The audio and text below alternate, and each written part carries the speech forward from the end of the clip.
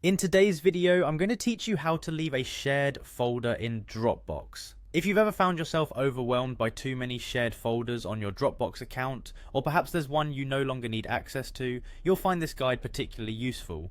Let's dive into the steps. First things first, you need to head over to dropbox.com and sign in with your account.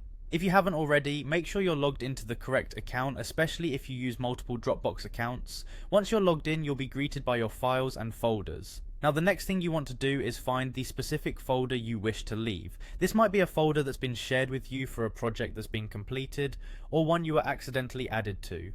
Scroll through your list of folders until you locate the one you're looking for. Once you've found the folder in question, take a moment to hover over the folder's name.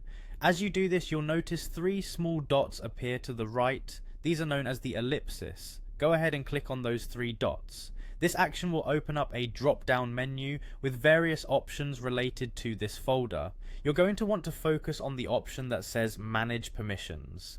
Click on this and it will open a new window where you can see all the details about who has access to this folder.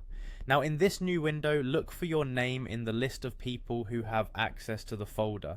You might find other names there depending on who else the folder has been shared with. Locate your name and click the drop down menu right next to it. From this drop down, select the option that says Remove My Access. This is the crucial step that effectively removes you from the shared folder. The application might prompt you with a confirmation or alert you about what this action entails, so go ahead and confirm your choice. Before you complete your departure from the folder, Dropbox will likely ask you whether you'd like to keep a copy of the folder in your Dropbox account. This is an important decision depending on whether you still require the information contained within.